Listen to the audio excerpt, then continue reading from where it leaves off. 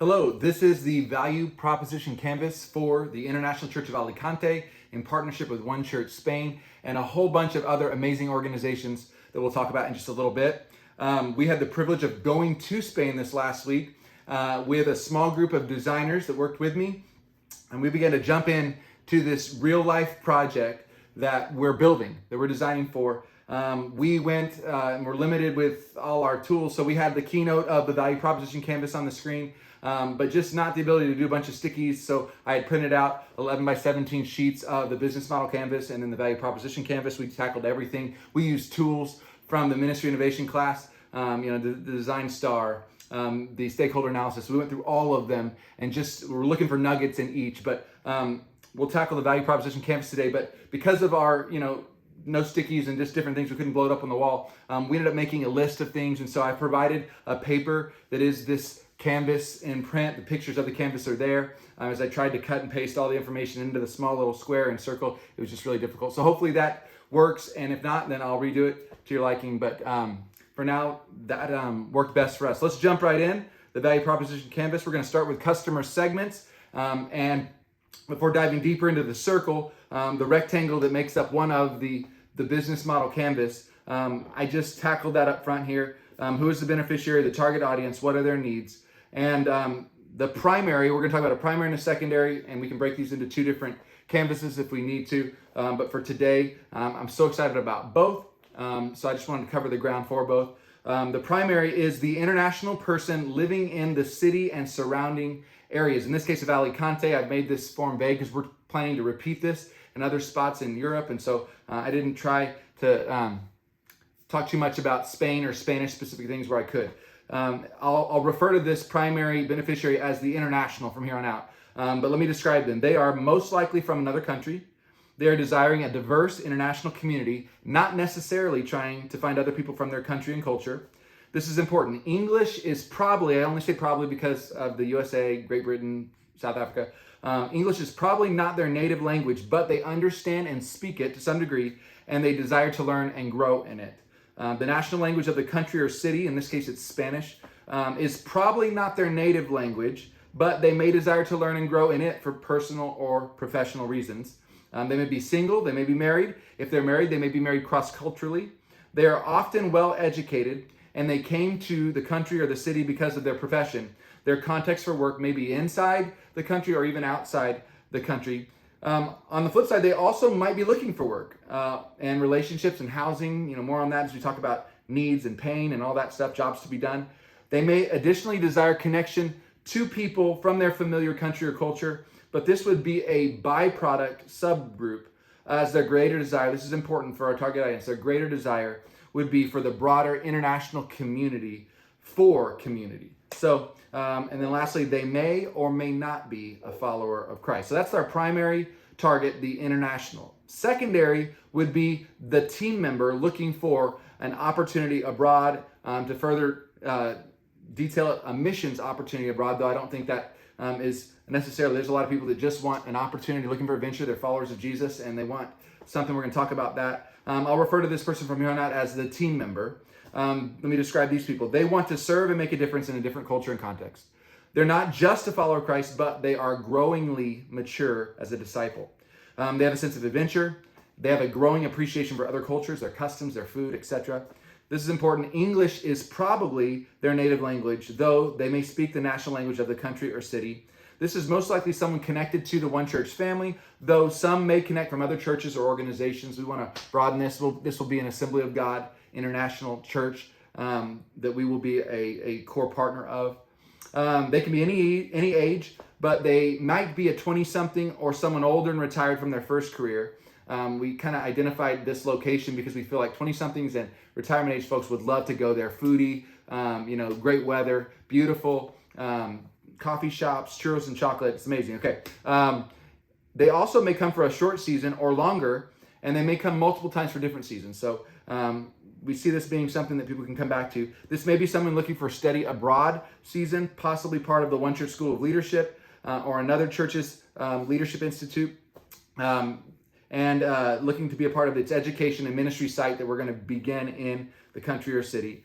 This may also be someone not from the United States or California, that they're already living in the city, but they desire to be a volunteer leader. Again, a mature follower of Christ. Let's jump into the deep dive into the right side of the value proposition canvas, the customer jobs to be done on the right side.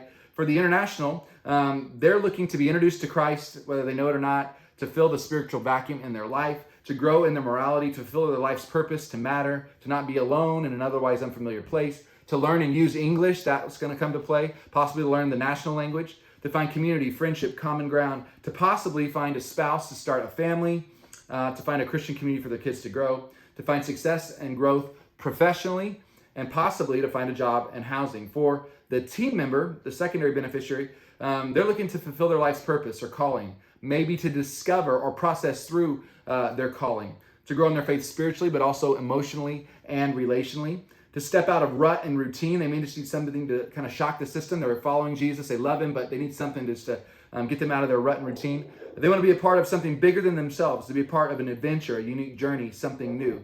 They want to take the next step educationally or in ministry experience. They want to be a part of a team, possibly an internship in an international context.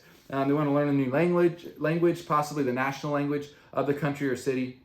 And lastly, they need to have their basic needs met, provision, housing along the way.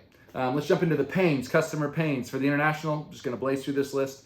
Spiritual emptiness, relational loneliness, purposelessness, immorality, addiction, jobless, homeless, or houseless in some case, and maybe language difficulty. Those are some of their pains. For the team member, purposelessness as well on some level. They're bored, in a rut spiritually, relationally, etc.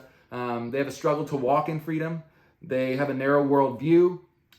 They're light on experience, maybe ministry experience, and they're wondering what's next. Some gains for the international. This is something or someone to fill the void would be a gain. Another gain, morality, freedom from addiction, friendships, community, a life's purpose, help finding a job or a home. Just some of the gains that they'd be looking to come their way. For the team member, also a life's purpose, a catalytic environment to step out of rut and routine and broaden their worldview, a community to growingly walk in freedom, a ministry training ground, and an answer to what's next. That's the right side of the value proposition canvas. Let's jump to the left side for the value proposition. What are we offering that someone else wants or desire that brings value? And based on next week's reading that I've already done, I need to hone this down to a really well done 15-word kind of thing. I'm not quite there yet, but this is what I have for now. This is what we're bringing. An international church that operates more like a hub for mission or missions and ministry, partnering strategically and actively with other organizations for maximum kingdom impact. Those words strategically and actively are key because there's a lot of places that partner, but we're trying to just, again, the hub being the international church, just being a place where community is found. People gather on Sundays, but the outflows is all into these other partners, and we'll cover who those are. To further detail this value proposition, this will be providing a place for the international person, maybe they're not yet a follower of Christ or already a follower of Christ to connect. And then also providing a new and unique place for a team member to live as a disciple making disciples. Remember, in English would be the binding language, though it may not be people's native language, and that is super specific to reaching who we're trying to reach. To go deeper under this square on the left side, product and services, just kind of these are all just put together in this case, both the primary and secondary audience. An English-speaking church with services and groups, outreach to the international community, connection of internationals, as well as the leaders and congregants with the following partners. Remember, involvement, service opportunities, promotion. I mean, they're like family. Okay, so Project Rescue, doing street outreach to reach the victims of human trafficking, volunteering at the home for women and children that's right there in Alicante for us. One Hope, this was exciting. We met with the vice president of Latin America, Spain's included in that, and the whole team in Spain while we were there, and just talked about the partnership with One Hope, doing school outreach in English and in Spanish with the local national churches, more on that, Lead Today student, and even the development of leaders on a broader level of adult age. There's a university in town. One of our visions here is to go to medium-sized European cities with a university.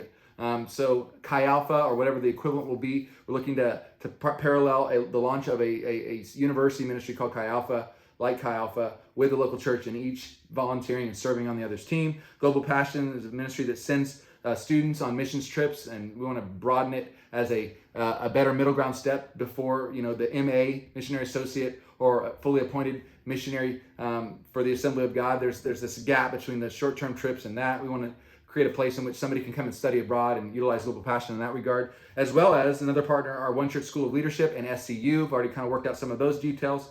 We want to have a site over there for that. Assembly of God World Missions is a partner. And again, we just want to promote and support the increase in health of missionaries and future missionaries. So just doing life with them under their covering, and them supporting ours. The FADE, which is Assembly of God Spain, as a third or fourth or fifth thing, not to compete with the other things. They've asked us to come and help them with church multiplication, which is our DNA at One Church.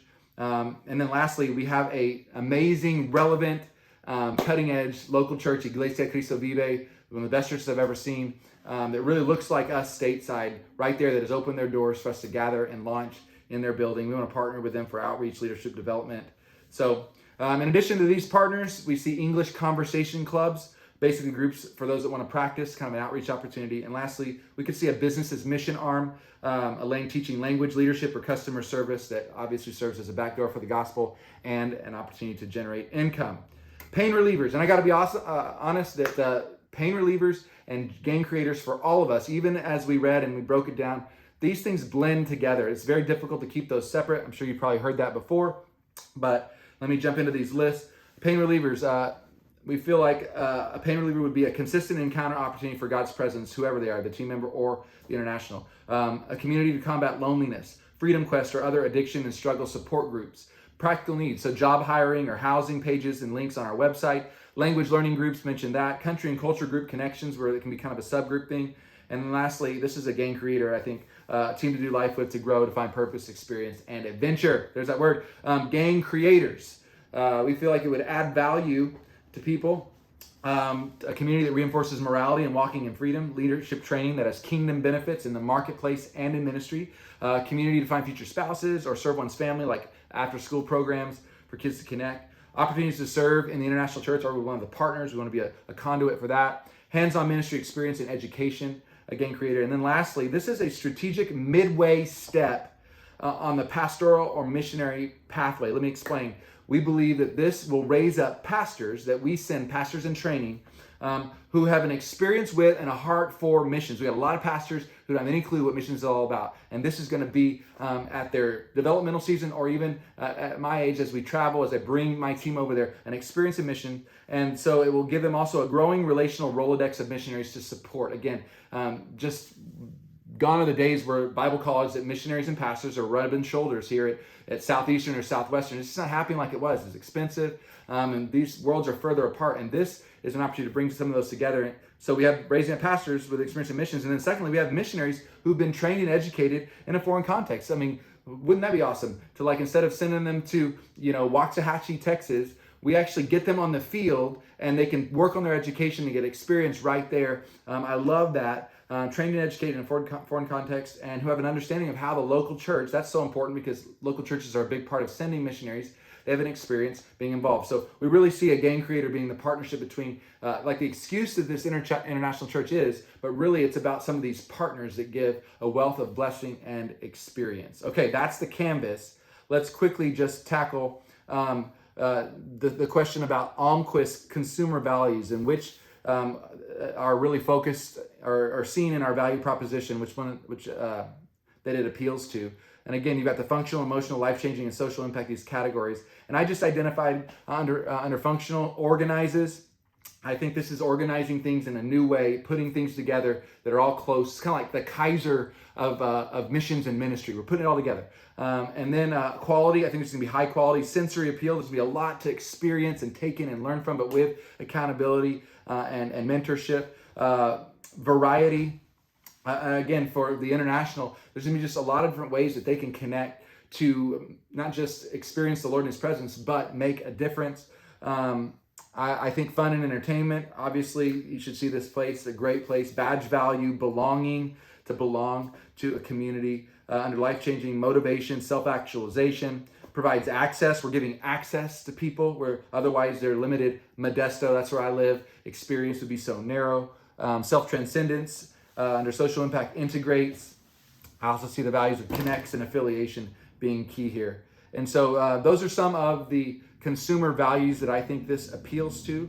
And then lastly, we're asked to assess the strength of product market fit. This idea is, okay, well, we got to walk the streets prayerfully. We got to just talk to people.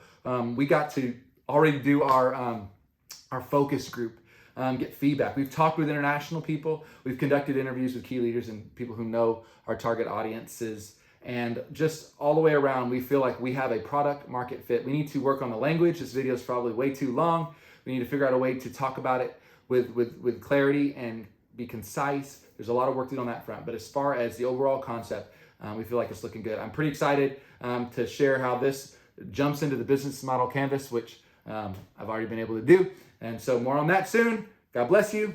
We'll see you soon.